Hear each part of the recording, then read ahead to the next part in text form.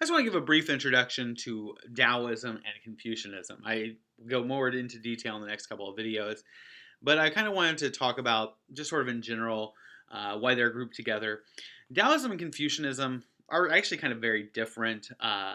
They they're both from China, although their influence goes well beyond that. Um, but they're both very influential religions. In both the religions, as in with Buddhism, there's really not necessarily a strong concept of a god per se. There is very much a way of living. There's very much an order. There's an ethic. There's ways to do it, but there is not necessarily a strong deity sense.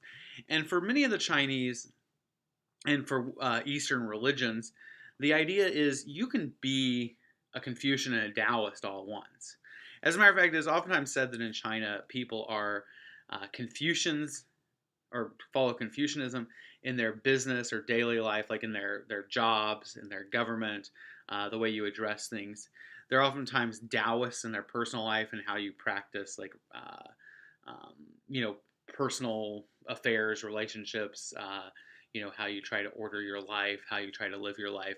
And they're oftentimes Buddhists at death because Buddhism gives a sense of rebirth and that type of thing. And so it's not unusual for somebody, and nobody would be confused. Like in the West, we tend to think like, I am a Christian, or I am a Muslim, or I am a Jew, or I am a Buddhist.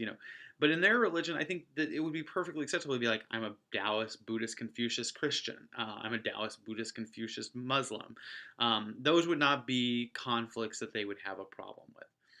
And so what happens is in order to understand kind of Chinese culture, in order to understand any Chinese religion, you kind of have to know all three of them. Confucianism is about relationships, and the idea is that if you follow proper relationships, if you follow a proper way of interacting with other people, that will bring harmony.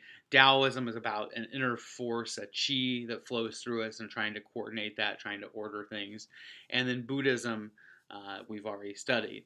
And so those are the two religions. But as I said, it's kind of the idea, and I may have used this example already, but for the Confucians, they would have definitely not had the issue with, like they would oftentimes use this elephant story. I used that story probably previously, and the elephant story is about three blind men who are taken to an elephant, and they go to the elephant, and each one of them is given a different part to feel. And the first one feels the trunk of the elephant, and feels the trunk and goes, "It's like a big fire hose." And they ask, "What is it?" And he says, "It's like a big fire hose." And the next one goes and he grabs the tail, and he feels it. He's like, "What is it?" And they say, "It's like a rope or a snake." And that's what the animal is. And the third one goes to one of the legs, and he feels it, and he hugs it, and he realizes it, kind of touches it, and realizes it's kind of like a tree with bark. I mean, it kind of feels like a tree, something of that effect. And so the first one has described the elephant as a fire hose. The second one has described it as a rope or a snake, and the third one has described it as a tree. All three have explained the same things, but they have all spoken truth about the same thing. It's just they've all had very limited perspectives on what they have seen. And for many in the East, they accept that, like, the idea is, we are human. We are finite beings. We are limited in what we can see in God. And when we see God, we see just the trunk, or we see just the leg, or we see just the tail. And so we explain what we see as God when we touch one of those parts, but we haven't seen the whole thing. We haven't seen the whole elephant. And so it's not a problem, it's not a contradiction to be like, I accept the Confucian idea of what an elephant is. I accept the Hindu idea of what elephant. I accept the Buddhist concept. I accept the Taoist concept. The idea that each of these has seen a different part of the elephant and speaks a different truth about that part is acceptable.